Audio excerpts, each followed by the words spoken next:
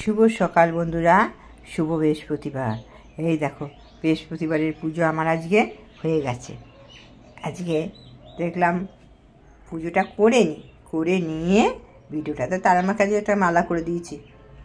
একদিন দিচ্ছি, এই মাকে এরম করে দিয়েছি, এই যে সবাইকেই দিয়েছি মোটামুটি ভালো। এই যে এই মাগুলোকে দিয়েছি, হ্যাঁ, দক্ষিণেশ্বর মা, নৈহাটির মাকে দিয়েছি, 5টা করে দিয়েছি।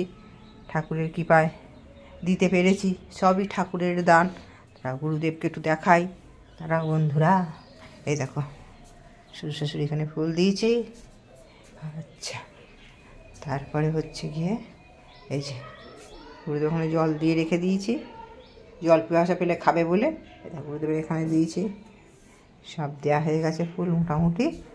এবার দেখো বন্ধুরা, মুড়ি আর ফুলকপির বড়া আর শসা চা নিয়ে চলে এলাম। এই দেখতে পাবো 11:15 বাজে। বন্ধুরা চলে আসলাম মুড়ি আর চা নিয়ে। 11:15 বেজে গেল। বৃহস্পতিবার তো আলপনা দিই, ঘট পাল্টাই, সে লক্ষ্মী পুজো ঘট পাল্টেছিলাম। আর তারপরে মাঝে একটা বৃহস্পতিবার সোমবারে ঘট পেতেছিলেন, যেহেতু বৃহস্পতিবারে গেছে, তো বৃহস্পতিবার ঘট পাল্টাতে পারিনি। 8 দিন না হলে ঘট পাল্টাতে পারবো না, দিয়ে আজকে পাল্টালাম ঘরটা। সামনে বৃহস্পতিবারে আবার ভাইফোঁটা, দেখা যাক কী করতে হবে, কী হবে না হবে ঠাকুরই জানে। ঠাকুরের পুজো টুজো করে নিয়ে রান্নাবান্না হবে। সারাদিন টুকটাক কাজ তো লেগেই আছে। আজকে আর ফ্রিজটা পরিষ্কার করতে হবে। ফ্রিজটা পরিষ্কার হয়নি, অনেক দিন করা হয়নি। বার করে অল্প জিনিস আছে, সমস্ত কিছু বার করে নিয়ে ফ্রিজটা পরিষ্কার করবো।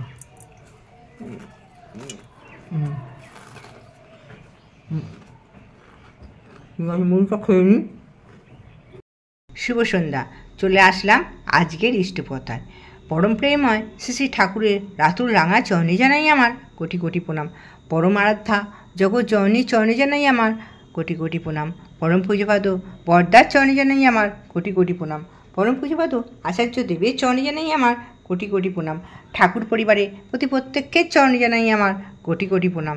এখানে উপস্থিত সকল দাদা ও মায়েদের জানাই আমার আনন্দিত জয়গুরু। ঠাকুর, আমি কি তোমার দয়া পাবো না? ঠাকুর, অনেক দিন হয়েছে আমি তোমার শ্রীচরণে আশ্রয় পেয়েছি, কিন্তু এখনও তোমার বলা কথাগুলো মেনে চলতে পারি না। তুমি বললে প্রতিনিয়ত নাম করতে, কিন্তু সংসারের চিন্তায় আমি ঠিকমতো নাম করতে পারি না। আমি অক্রোধী, আমি অমানী, আমি নিরলস, কাম ও লোভজিত বসি। আমি বলি, কিন্তু মেনে চলতে পারি না। পরিস্থিতি অনুযায়ী আমার ভেতরে কাম, ক্রোধ, লোভ সবই এসে যায়।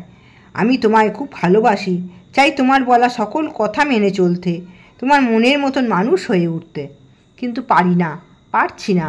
এ জন্মে এখনও অনেক দোষ ত্রুটি রয়ে গেছে, এখনও আমার ভেতরে রয়েই গেল। তবে কি আমি তোমার দয়া পাবো না? এই প্রশ্ন আমাদের মনে কখনো কখনো আসে। প্রফুল্লদা একবার ঠাকুরকে এই প্রশ্ন করেছিলেন। হাজার চেষ্টা করেও দোষ ত্রুটি এড়িয়ে চলতে পারছি না। ঠাকুর, আমি দয়া কি পাবো না? তুমি কি আমাকে দয়া করবে না? তোমার সান্নিধ্য থেকে আমি কি বঞ্চিত হব? পরজন্মে কি তোমার শ্রীচরণে আর স্থান পাবো না? শ্রী শ্রী ঠাকুর বলছেন, কলকাতায় গঙ্গা দেখেছেন? প্রফুল্লদা বললেন, হ্যাঁ। শ্রী শ্রী ঠাকুর বললেন, কি থাকে পারে? তখন প্রফুল্লদা বললেন, আবর্জনা, ময়লা মাটি, ফুল বেলপাতা, ভালো মন্দ অনেক কিছুই থাকে। তখন শ্রী শ্রী ঠাকুর বললেন, সাগরমুখী স্রোতটা যদি গঙ্গার দিকে ঠিক থাকে, তবে সব কিছু নিয়েই গঙ্গা সাগরে পৌঁছে যায়। তোমার যদি ইষ্টমুখী গতিটা ঠিক থাকে, তবে তুমি সব কিছু নিয়েই ইষ্টের কাছে পৌঁছে যাবে।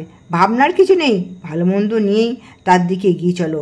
অবশ্য মন্দকে প্রশ্রয় দিও না, ইষ্টের টান বাড়াও, তাকে নিয়ে মেতে থাকো। আবার ইষ্টের প্রতি এই টানটা বাড়ে কীভাবে? প্রগাঢ় ভালোবাসা ও গভীর বিশ্বাসের দ্বারা। অপার ইষ্টের বিশ্বাস আসে কিভাবে? আর বিশ্বাসটা পাকা হয় কিভাবে? শ্রী ঠাকুর বলছেন, বিশ্বাস আসে ভক্তি থাকলে। বিশ্বাস জিনিসটা মূলত ভক্তি। কারুর ওপর হাড় ভাঙা টান হলে তার সম্বন্ধে আর প্রশ্ন থাকে না। প্রশ্নহীন ভাবটাই বিশ্বাস। বিশ্বাস জিনিসটা শ্বাসক্রিয়ার মতন সহজ। ওটা এতই পাকা যে ওর সম্বন্ধে অবিশ্বাস বা প্রশ্ন কিছুই আসে না, কারণ ওটা তো প্রত্যক্ষ। আমরা নিজের অস্তিত্ব সম্বন্ধে যেমন আমার কোনো প্রশ্ন নেই, আমি আছি এটাই আমার কাছে অবধারিত। আমার জীবনে আমার ইষ্টই সর্বপ্রধান, সর্বপ্রথম। এমন তোর অকাট্য ভালোবাসা যখন জন্মায় তখন সেই বোধ আর টলে না। সুখে থাকলেও তাকে নিয়ে বিভোর থাকি, দুঃখে থাকলেও তাকে নিয়ে বিভোর থাকি। একেই বলে বিশ্বাস আর নিষ্ঠা।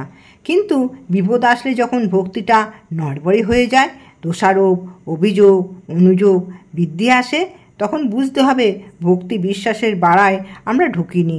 স্বার্থলোভে যে ভগবানকে ভজে তার ভক্তি স্বার্থে ভগবান নয়, ভগবানকে দিয়ে তারা নিজেদের সুখ সুবিধা আদায় করে নিতে চায়। ভগবানকে বাদ দিয়ে অন্য কিছু দিয়ে যদি তাদের সুখ সুবিধা হাসিল হতো, তাহলে তাকে নিয়েই মজে থাকতো, বিভোর হয়ে থাকতো। তবে আবার অনেকে ভয়ে ভগবানকে ভজে। তারা মনে করে পাছে কোনো বিপদ আপদ হয়, তাই তারা ভগবানকে ভজে। ঠাকুর সত্যনারায়ণ গ্রন্থে বলেছেন, নির্ভর করো সাহসের সহিত অদম্য উৎসাহে কাজ করে যাও। লক্ষ্য রেখো তোমা হতে তোমার নিজের বা অন্য কোনো রূপের অমঙ্গল না আসে। দেখবে সৌভাগ্যলক্ষ্মী তোমার ঘরে বাধা থাকবে। কথায় আছে বীরাভোগ্য বসুন্ধরা, তা ঠিক। বিশ্বাস, নির্ভরতা, আত্মত্যাগ এই তিনটি বীরত্বের লক্ষণ। জয় গুরু। এই দেখো বন্ধুরা, চলে আসলাম পুরো সারাদিন বাদ। সারাদিন গোছাতে বাগাতেই রোজ এখান থেকে গুছিয়ে ওইখানে পৌঁছচ্ছে, ওখান থেকে আবার নোংরা হয়ে যাচ্ছে, আবার এখানে গোছাচ্ছে। এই হচ্ছে এত বড় বাড়িতে। কালকে গ্রিলগুলো সব ঝেড়েছিলাম, ঝেড়ে ঝুড়ে পরিষ্কার করেছিলাম। আজকে ফ্রিজটা পরিষ্কার করলাম কতক্ষণ ধরে, অনেকক্ষণ সময় লাগলো ফ্রিজটা পরিষ্কার করতে। ভালো করে সমস্ত কিছু বার করে ভালো করে কাঁচ ফাঁচগুলো সব সাবান দিয়ে মুছে, তাকগুলো সব আবার পরিষ্কার।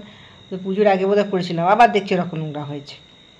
তারপরে মানে জিনিস যত না রাখা হচ্ছে তার বেশি নোংরা বেশি হয়ে যাচ্ছে ফ্রিজের ভেতরে। আজকে আবার গাদা সবজি এনে নিচে রেখে দিয়েছে দাদা ভাই। সন্ধে হয়ে গেছে, না তো দেখাতাম। দেখাবো মনে করলাম এনেছে দেখাবো। জল ঘরবেলা এনে রেখে গেছে সব। সন্ধে রাত্রি হয়ে গেছে, নিচে চাবি দিয়ে চলেও এসেছে। সন্ধেবেলা তাড়াহুড়ো হয়ে যায়। বৃহস্পতিবারে করতে হবে, কি বলে, পাঁচালি পড়া আছে। পাঁচালি পড়া আছে, ঠাকুরের প্রার্থনা করলাম, পাঁচালি পড়লাম, ধুনো দিলাম। তাই বলছি গাছ লাগালেই হলো না। গাছ লাগিয়ে দিলাম, ফুল ফুটে গেল। আমার কাছে ফুল বলে দিলাম, হলো না। গাছগুলোতে জল দিয়েছি সকালবেলায় কতক্ষণ লাগে। ফুল তুলে আনি, কোন গাছে লতাটা উঠে গেছে গাছে সেটা ছিঁড়ে দিই। সেমনি আগাছা লতাগুলো খুব হয়, ওগুলোকে ছিঁড়ে দিই। গাছে জল দিতে হয়, খোল দেওয়া আছে, সার মাটি দেওয়া আছে। গাছ লাগিয়ে দিয়ে ঘরে শুয়ে রইলাম, গাছে ফুল ফুটবে আর ফুটবে না। গাছে যত্ন করতে হবে, তবে ফুল ফুটবে। যাক, এটাই শান্তি যে সারা বাড়িতে এটাই মানে গাছগুলোতে সব ফুল ফোটাতে পেরেছি, এটাই আমার শান্তি। করে ঠাকুরকে দুটো ফুল দিতে পারছি। ওই ফুলগুলো তো কিনতে পাওয়া যাবে না, একমাত্র গাঁদা ফুল। আর ফুলের যা এখন দাম হয়েছে, পচা ধচা। এই আবার কালী পুজো আসছে, আবার চারটি পচা ধচা ফুল নিয়ে বসে থাকবে। দামের বেলায় কত! ওই যে বলে জ্যোতিষীগুলো বলে 108টা ফুলের মালা দিতে। 108টা ফুলের মালা একটার দাম হচ্ছে 70 টাকা, 80 টাকার নিচে মালাটা নেবে না। আর বামুনকে দেবো মালাটা মা কালীকে পড়াতে। বামুনটা কী করবে, মালাটা নিয়ে হয় ঘটে দিয়ে দিল, আর না পাশে রেখে দিল। সবাই দিচ্ছে তো। গেল বছর এরকম আমার বৌমা মালাটা কিনে আনলো, মালাটা কিনে নিয়ে দিতে দিল। মা কালীকে তো পড়ালোই না, ঘটের মধ্যে দিয়ে দিলে ব্যাস হয়ে গেল। মা কালীকে যদি দিচ্ছে পড়াতে, অত টাকা দামের বামুনগুলোরও কোনো ইয়ে নেই। দিচ্ছে তো কী হয়েছে, দিয়ে দিলাম, যেমন তেমন করে হয়ে গেল। 108টা ফুলের মালা আমি ঘরে ওই যা দিচ্ছি ওই যথেষ্ট। মানুষ দিলে একটু শান্তি লাগে, তাই না? মালাটা নিয়ে গিয়ে দিলাম, মা কালী ওই পুজোর দিন বলছে 108টা ফুলের মালা দিতে, দিয়ে মা কালীর গলায় পরিয়ে দেবে, তা তো দেবে না, কোনো বামুনেই দেবে না। ওই একটা দুটো পরিয়ে দিল, বাদ বাকি ঘটের মধ্যে বসে বসে ঘটের মধ্যেই পরিয়ে দেবে, ঘটের মধ্যেই পরিয়ে দেবে সব। যেখানেই যাও সেখানেই সব ওই করবে। এমনি কালী পুজোর দিন এখানেও পড়াতে যাই, উঠে একটু পরিয়ে আর দেবে না। একটা মালার কত দাম, 5-6 টাকা দাম একটা মালার। তাই বলছি গাছের এই ফুলগুলো ফোটাতে পারি। এখন শিউলি ফুলও পড়ছে অনেকগুলো করে, শিউলি ফুল এমনিই পড়ছে, নড়াতে আর হচ্ছে না। দিদিও নাড়িয়ে দেয় মাঝে মাঝে, ইয়েতে হয়ে গেলে গাছটা নাড়িয়ে দিয়ে যায় মাঝে মাঝে। দেখো এখন মন দিয়ে ভালো করেই কাজ করছে। এই হচ্ছে সারাদিন। তাই বলি ইয়ে দেখাবো কি, এই মাথা থেকে ও মাথা ছুটতে ছুটতেই ব্যস্ত। আর অত তো ইয়ে নয় যে ফোনটা নিয়ে নিয়ে ছুটবো, অত তো সাকসেসফুল নই আমি। মোটামুটি যা হোক দেখাই, টুকটাক ঠাকুরের কথা বলি, দেখো একটু সঙ্গে থেকো, হ্যাঁ ভাল লাগবে। অনেক কিছুই তো দেখো তোমরা, তার মাঝে আমারটা একটু দেখো, ঠাকুরের কথাগুলো বিশেষ করে স্কিপ না করে দেখো। যেদিনকে যেমন পারি, মানুষের তো সব দিন সমান যায় না, কোন দিন কেমন যায়। আজকের দিনটা ঠাকুর ভালোই দিল, তাই ঠাকুরকে রোজ রাত্রে বলেছি, ঠাকুর আজকে সুন্দর একটা দিন দেওয়ার জন্য তোমাকে ধন্যবাদ, কালকে দেওয়াটা সুন্দর দিন দিও। আমি প্রথম ঠাকুরকে বলেছি আমি যেন কালকে সকালে উঠে প্রার্থনাটা যেন করতে পারি, এটাই বলি। ঠিক আছে, আজকে কি করছি তারাও দেখাই তোমাদের রাত্রিবেলায়, দেখবে আজকে কী করছি। দেখো মুসুরির ডালের বলছে চচ্চড়ি, এর মধ্যে আলু, টমেটো, একটু ধনে গুঁড়ো, একটু জিরে গুঁড়ো, লঙ্কা কুচো, সব কিছু দিয়ে চটকে, বাটি চচ্চড়ি, সব কিছু দিয়ে চটকে মেখে চাপিয়ে দিতে বলছে।